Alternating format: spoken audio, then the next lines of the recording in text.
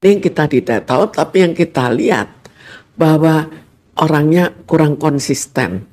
Jadi dengan akhirnya dia pernah depresi dan lain-lain, sebaiknya dicek saja kejiwaannya, sekalian diobati.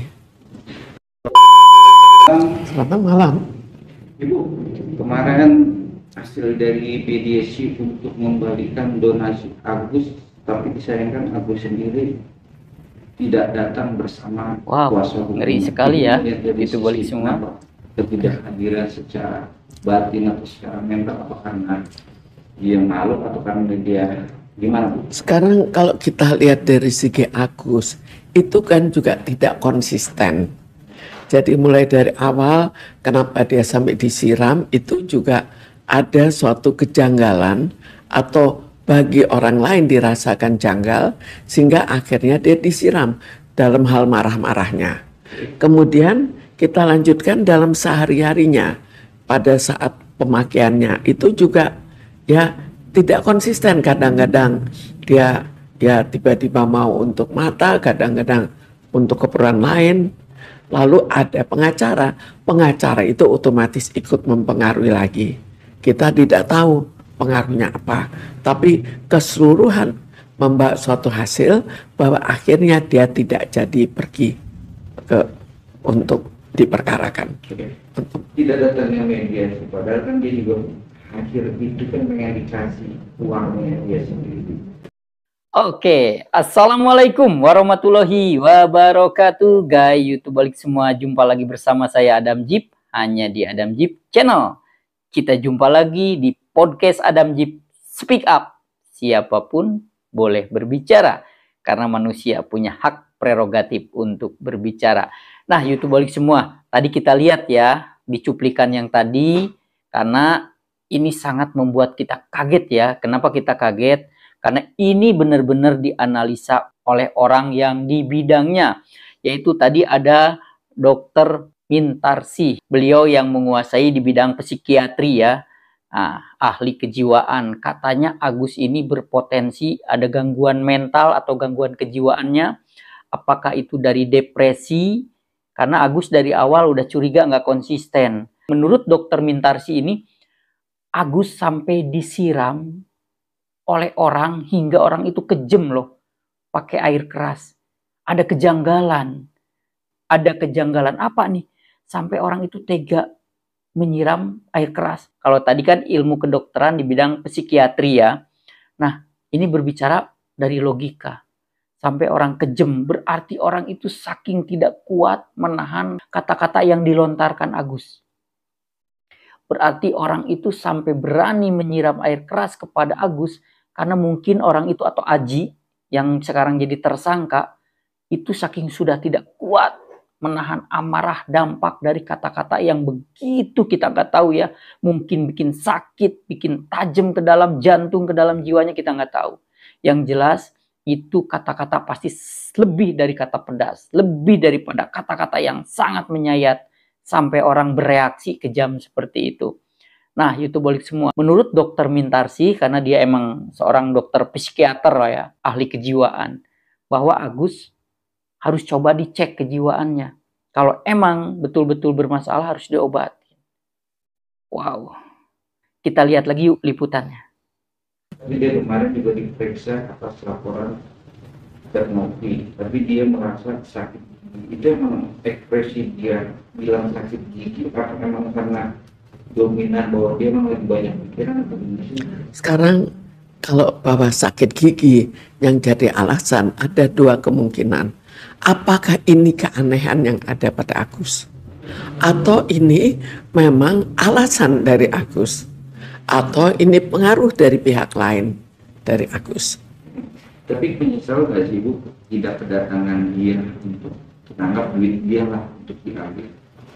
Ya, sebetulnya kita kan tidak tahu apakah bagi dia juga nggak masalah dikembalikan atau tetap ada suatu persoalan karena sebagian sudah dipakai, atau ada apa di balik ini. Ini yang kita tidak tahu, tapi yang kita lihat bahwa orangnya kurang konsisten.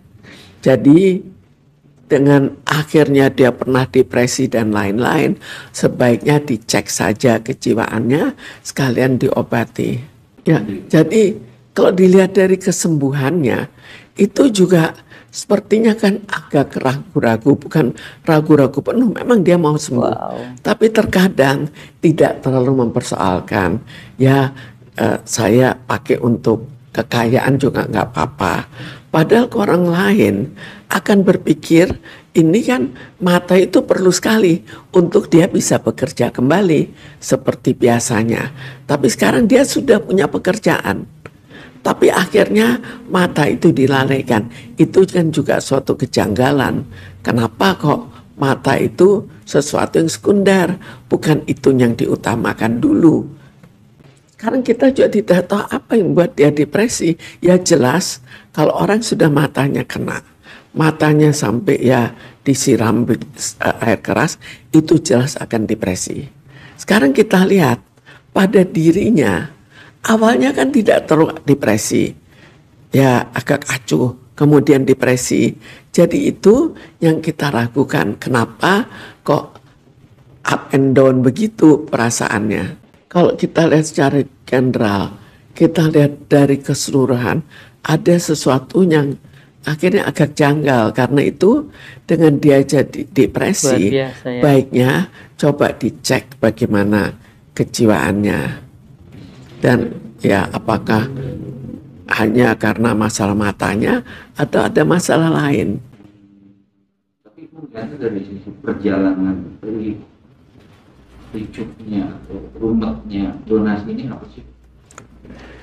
Dari sebetulnya yang diragukan kenapa kok diberikan donasi untuk mata, kok matanya nggak dipersoalkan. Kok jadi sebetulnya agak janggal bagi orang yang sudah punya pekerjaan. Oke, YouTuber semua, kita lihat tadi ya. Jadi beliau adalah emang seorang dokter yang di bidang ahli seorang kejiwaan. Karena beliau seorang psikiater ya. Jangan dianggap remeh statementnya tadi, pernyataannya tadi. Jadi jelas ya, menurut analisa beliau bahwa Agus ini lebih cenderung dipertanyakan kesehatan jiwanya. Apakah ini dampak dari sebuah depresi ataupun tekanan ya psikologis dari musibah ini, banyak faktor lah ya. Karena termasuk tadi dikait-kaitkan oleh Dr. Mintarsi ini bahwa orang itu pun sampai tega menyiram air keras, ada kejanggalan di kejiwaan Agus seperti apa. Ya kalau saya menyaranin betul-betul statement atau pernyataan dari dokter psikiater ini, yaitu tadi Dr. Mintarsi, ya jangan dianggap sepele. Emang Agus harus dicek ya, dicek kejiwaannya agar ini bagian penyembuhan juga. Justru kejiwaan inilah yang paling penting gitu. Karena kenapa? Kejiwaan adalah sesuatu yang bisa mengendalikan raga kita. Karena kejiwaan itu kan datangnya itu dari jiwa yang bisa mengendalikan raga. Lah kalau jiwanya itu belum sehat, berarti raganya bisa bermasalah. Mungkin seperti itu. Oke, YouTube balik semua. Nah, lagi nih YouTube balik semua. Ini statement dari tim pengacaranya Teknopi. Katanya Wawa selayaknya harus cepat dikasih somasi, termasuk orang-orang yang merasa memakai uang donasi tersebut yang dipakai bukan peruntukan kesehatannya Agus. Jadi maksudnya bukan untuk mengobati mata Agus, berarti harus dikasih somasi katanya. Harus dipertanyakan dan gimana nih pertanggungjawabannya. Yuk kita lihat videonya. Saya malah setujunya ya. Ini kan Wawa ini kan saya lihat dalam beberapa komentar-komentar dia kan seperti seolah-olah merasa bahwa tidak ada masalah terkait dengan penggunaan uang tersebut. Nah harusnya idealnya ya kita ini kasih somasi kepada pihak-pihak yang sudah menggunakan uang ini. Apa pertanggungjawaban terhadap uang yang mereka gunakan ini? Ya kan ini kan uang donasi, tapi sudah bisa kita pastikan mengalir dana ke Wawa melalui anaknya itu kan 90 juta sekian itu. Nah harusnya disomasi ini. Karena apa? Jangan tanggung-tanggung yayasan, jangan hanya menerima sisanya diambil. Bagaimana uang yang sudah dipergunakan oleh mereka? Ya saya dengarkan Wawa sempat katanya ada mau cicil, ada sertifikat dan sebagainya. Kalau memang mau mulai, mereka mau mempertanyakan uang ini, mulailah dari uang yang sudah dipakai oleh pihak Agus yang peruntukannya di luar daripada tujuan penyembuhan. Nah, mulai dari situ. Nah, terutama ya si Wawa kan, ya dengan dia mengatakan bahwa saya nggak tahu demi Allah demi Rasulullah, ternyata 98 juta hanya beda 2 juta. Artinya ya harusnya mereka ini, Agus dan keluarganya ini menyadari dulu bahwa ada kekeliruan, ada kesalahan terkait penggunaan uang yang dahulu mereka gunakan. Ini akui dulu. Nah, ini kan seolah-olah saya melihat makin kesini makin kesono ngomongnya. Saya juga lihat ada Agus, oh, untung tidak dibelikan mobil katanya. Kalau nggak, hai guys, ini kan udah terlihat seperti bercanda dalam perkara yang serius. Nah, ini kalau apa yang diucapkan oleh Agus dan keluarganya, menurut saya ini perlu kita stop. Satu-satunya jalan adalah dengan tindakan hukum. Tapi saya kembalikan lagi kepada klien kita, Nopi. Ya, makanya saya kemarin sudah mengatakan ya, segera rapat, dan kalau memang itu mau digunakan untuk kegiatan-kegiatan sosial atau kegiatan-kegiatan kemanusiaan lainnya, saya akan umumkan melalui media ya kepada para donatur ya terkait dengan uang yang ada di rekening yayasan yang mereka sendiri justru meminta bahwa Waduh, ya kalau saya lihat ya, kita YouTuber semua tadi dari video tadi emang benar. Karena kenapa? Jangan sampai yang diutak-atik itu uang yang ada di Teknopi sekarang yang katanya 1,3 miliar ya. Justru yang harus cepat dimintai pertanggungjawabannya, dipertanyakan uangnya, justru uang yang udah dipegang oleh keluarga Wawa.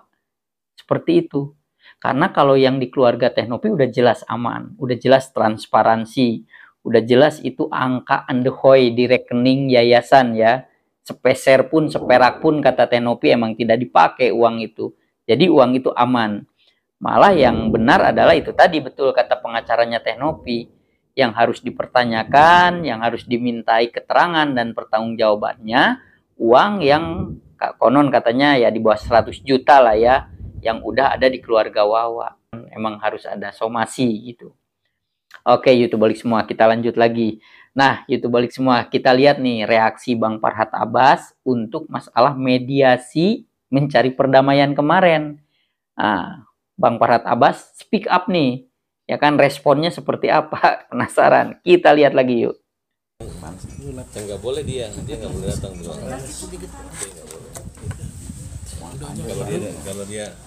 Kalau dia datang kemarin nggak datang. Silakan ambil nggak lo? Siapa bang besok yang kalau datang abang nggak datang siapa? Oh Pablo. Oh berarti kalau besok Pablo datang abang nggak mau datang? Iya nggak akan datang. Kenapa bang, alasannya apa bang? Karena dia itu mulutnya itu ember bocor banget gitu. Oh gitu mengganggu. Sampai gara-gara dia saya laporin juga gitu. Nggak penting. Tapi udah ada laporannya bang? Sudah, tanggal 18 diperiksa. Tapi kan Pablo pengacara Novi juga salah Saya satu. nggak peduli. Apa susahnya kan mau damai kan? Kemungkinan besar dia datang besok bang. Iya, saya 1000% kita nggak datang kalau dia datang. Berarti abang harus sampaikan dong ini ke pihak. Ya udah cukup ngomong aja, nggak usah yang lain lagi. Oke, wakili mau jurnalis. Bang, artinya kan Pablo ini kan tadinya Udah, dia tahu diri aja lah. Jangan sampai jadi ribut masalah gitu kan. Kita tahu diri ya, biasa Pak. Kan kemarin juga nggak mau datang kalau ada Farhat, Nopi ya. Sekarang saya balik aja. Ya ada dia, saya nggak mau datang ya. Dia datang, saya nggak datang. Kita nggak datang. Seberapa gramnya sih bang dengan sosok Pablo? Ya kan ini tinggal ujungnya aja kan. Tinggal gampang kan. Tinggal cabut kuasanya dia, silakan. Kita nggak mau. Karena bagi kita dia provokator. Dan urusan saya kan bukan dengan dia sebenarnya, dengan Nopi dan yayasan. Jadi kalau itu syarat kita kan syarat yang simpel kok. Ya, Bang, masa dia mau piara duri dalam daging? Betul nggak? Ada pesan bang buat kamu sendiri bang. Nggak usah ada pesan, saya nggak ngeliat, saya nggak ngeliat apa-apa. Saya nggak ngeliat dia. Bukannya saya nggak mau lihat dia, saya nggak lihat dia. apakah Pablo ini memanfaatkan situasi? Iya, nggak tahu lah. Denny Sumargo, Novi, kita mediasi. Agus sendiri, nggak boleh ada pengacara, nggak boleh ada kamera. Yang bener aja. Ini orang buta, orang sakit. Kalau perlu Agus di rumah sakit, biar kita yang datang, damaikan. Dia kan dalam kondisi, senyum. Dia kan dalam kondisi tidak normal gitu. Kenapa ditantang untuk... Wow, luar biasa nih YouTuber semua. Jelas ya tadi ya, speak up-nya Bang Farhad Abbas, statement-nya. Kenapa dia tidak hadir? Karena dia males katanya kalau nanti datang Pablo Benua. Nah, kenapa Bang Farhad Abbas gak mau bertemu dengan Bang Pablo Benua? Apakah takut nanti kalah berdebat? Apakah takut karena beradu argumen? Wow. Tapi tetap ya tadi Bang Farhad Abbas alasannya udah ngejelasin ya. Harusnya kalau emang mediasi kan semua datang, ya kan semua rembugan. Cari titik solusi masalah di mana ada titik temu dari kedua belah pihak yang tidak merugikan kedua belah pihak, yang diselesaikan dengan harmonis dan humanis ya, secara kekeluargaan. Tapi jelas tadi Bang Farhad Abbas, saya nggak mau kalau ada Pablo Benua. Wow, ya sudah. Tadi udah dijelasin sama Bang Farhad Abbas ya, alasannya nggak mau ketemu sama Bang Pablo Benua. Oke, kita lanjut lagi. Ada statement dari seorang artis yang penuh kontroversi alias Mbak Nikita Mirzani. Penasaran apa sih Nikita Mirzani nih ngomentari tentang masalah Agus versus Mbak Novi ini? Yuk kita lihat. Dan masalah uang donasi. Yuk kita lihat. Kenapa jadi heboh banget satu Indonesia gitu? Padahal gue juga bingung ya sama Novi. Apa sih yang diperkarakan dari si Agus gitu untuk Novi? Uang kan sudah dikembalikan ke Novi. Ya sudah, Novi tinggal salurkan lagi ke tempat orang yang berhak untuk mendapatkan donasi. Terus apa yang dimasalahkan? Agus kalau udah pakai uang setengah dari donasinya ya sudah. Apapun yang sudah masuk ketika dia open donasi, ya itu udah jadi haknya Agus sebetulnya. Tapi ya nggak ngerti juga ya kalau dia bilangnya open donasi untuk berobat, ternyata dia nggak pakai untuk berobat, ya sebetulnya terserah aja. Yang salah itu adalah ngapain lu mau donasi, walaupun awalnya dibilang katanya butuh untuk dana biaya pengobatan. Tapi kan uangnya juga sudah ditransfer ke Novi. Ya sudah, Novi jangan dikembalikan ke Agus menurut gua. Lagian lain kali kalau misalkan kalian mau open donasi, jangan ke rekening pribadi. Itu paling fatal. Open donasi itu jangan pakai rekening pribadi, itu fatal. Walaupun uang donasi itu kalau sudah masuk ke orangnya itu memang hak orangnya mau pakai. Even though mau dipakai untuk hal-hal yang nggak baik pun itu udah hak miliknya si yang mendapatkan donasi. Gitu. Ada benarnya juga sih ya.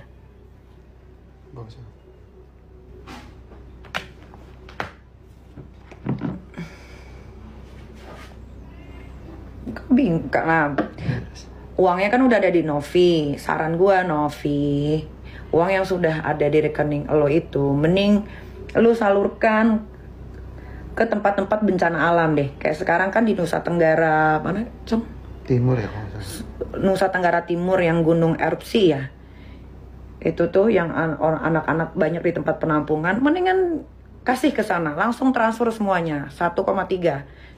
Oke, ya kalau menurut saya sih ada benarnya juga tadi statement Mbak Nikmir ini ya, untuk memberikan solusi masalah uang donasi yang melibatkan kisruh keruhnya hubungan antara Agus dan Teh Novi. Sebetulnya ada benarnya juga ya. Nah, itu balik semua. Ini yang lebih kita penasaran lagi nih.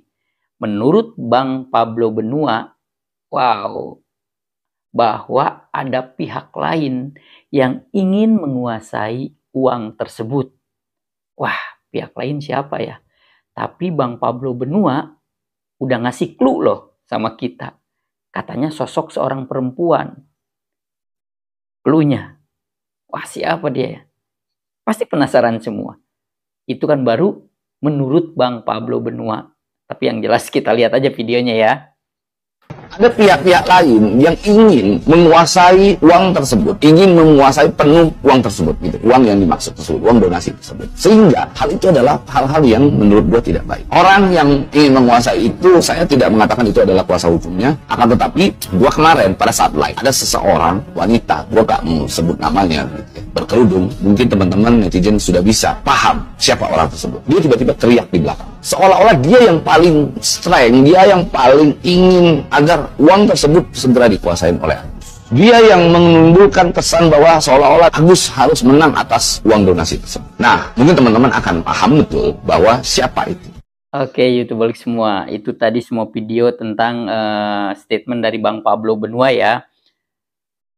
Kita kembalikan lagi gimana menurut masyarakat, menurut para netizen, atau menurut publik tentang pernyataan Bang Pablo ini. Ya, kita lihat fakta datanya ya. Karena uang tidak mengenal saudara sih, ya kan? Uang itu nggak mengenal segalanya. Siapa sih yang nggak ngiler untuk masalah uang ya? Tapi kita kembali lagi, kita selalu cek nanti fakta datanya dan investigasinya seperti apa ya. Nah, YouTuber semua, kita lihat nih statement dari timnya Agus atau juru bicaranya Agus. Katanya beliau ini mantan wartawan hampir 20 tahun, wartawan kriminal katanya kan, tadi dia bilang, menyatakan bahwa Agus dilihat dari fisiknya. Wow, terus dia berstatement bahwa nggak usah munafik, semua orang pernah menipu. Mau itu orang penjahat ataupun bukan penjahat, pernah menipu.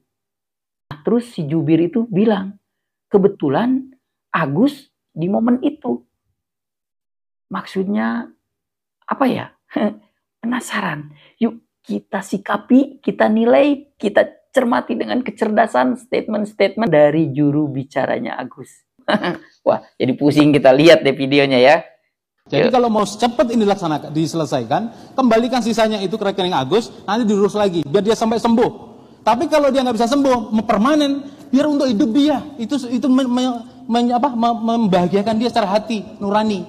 Kalau kita hanya melihat fisiknya, Pak, mohon maaf nih, semua orang pernah menipu. Coba saya ingin ngacung, pernah nggak Anda betul, pernah nggak sekali saja menipu? Lawyer sekalipun, mohon maaf ya. Mohon maaf, saya wartawan hampir 20 tahun, wartawan kriminal. Hampir semua penjahat maupun nggak penjahat, saya tanya pernah nipu nggak? Pernah. Nggak mungkin seumur hidup Anda nggak pernah menipu. Agus kebetulan di momen ini. Jadi saya khawatir. Agus ini kalau disakiti terus di media sosial, sedikit-sedikit disoting Mas Densu, sedikit-sedikit Mbak Novi, sedikit. Agus nggak punya kemampuan itu. Ngelawan Agus itu gampang. Kok gituin terus mati dia. Luar biasa. Itu tadi ya pernyataan dari juru bicaranya Agus. Katanya siapapun penjahat ataupun bukan penjahat, termasuk pengacara, Agus juga semua pernah menipu. Menurut tangkepan saya nih, saya menganalisa dari statementnya jubirnya Agus seperti itu. Jadi semua orang intinya pernah menipu.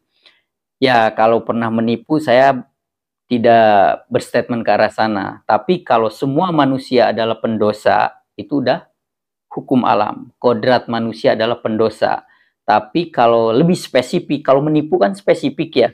Kalau menipu, saya rasa belum tentu semua orang pernah menipu. Kalau untuk berbicara menipu ya. Tapi kalau yang tepat menurut saya adalah pendosa. Kalau si abang jubirnya Agus tadi bilang semua orang pendosa, yes, betul. Karena kodrat manusia tidak ada yang suci. Kodrat manusia adalah pendosa. Tapi kalau penipu, ini spesifik. Karena ini adalah sebuah tindakan kriminal, menipu orang.